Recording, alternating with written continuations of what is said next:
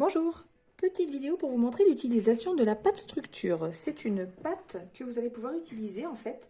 Elle se présente comme ceci sous une forme de petite pochon en fait, comme les pommes-potes, sur laquelle vous allez pouvoir en fait utiliser pour mettre de la hauteur sur vos créations et notamment tout ce qui va être un petit peu en épaisseur. Donc en fait, c'est une pâte un peu épaisse, voilà, qui ressemble étrangement à de la gouache en termes de structure, de la gouache non diluée.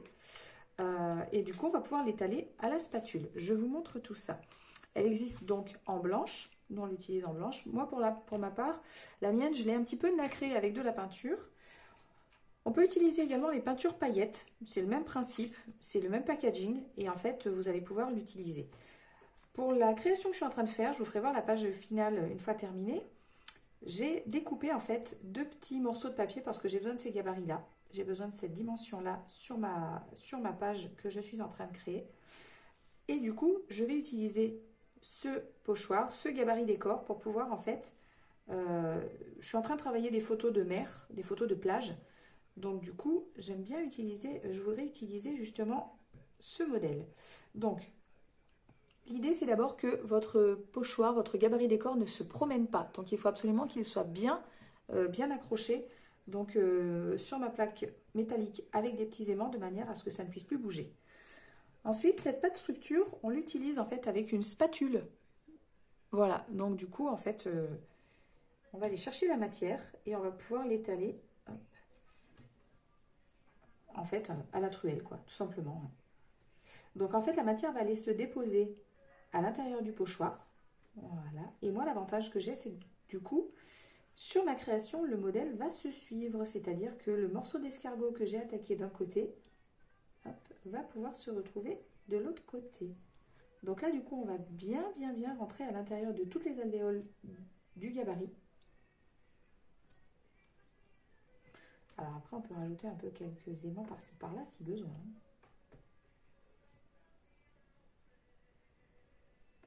Et l'idée, voilà, c'est vraiment de pouvoir bien en mettre un peu partout. Donc pensez bien à protéger également votre plan de travail, parce que accessoirement, ça peut tacher.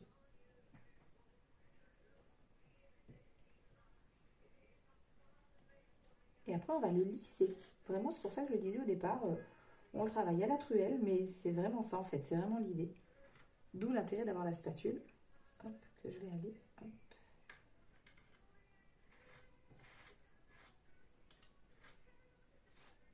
Voilà, donc on va vraiment lisser de manière à avoir quelque chose de droit.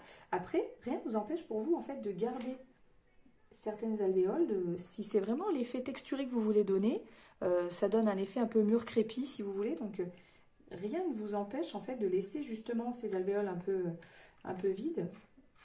Après moi, c'est pas le rendu que je veux sur ma page pour l'instant, mais c'est une possibilité.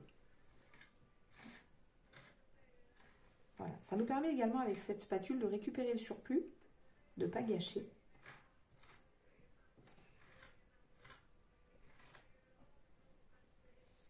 Voilà. Une fois que c'est terminé, une fois que la pâte a été positionnée, alors, moi je vous conseille de ne pas forcément laisser sécher la pâte structure sur votre gabarit, bien que ça se nettoie quand même pas mal du tout. Mais c'est vrai que du coup, pour ma part, je préfère enlever de suite. Donc on tient bien ces pages. Hop. Donc ça se nettoie très bien, hein, parce que de toute façon, voilà, c'est juste une sorte de petite peinture à l'eau. Donc du coup, ça se nettoie très bien.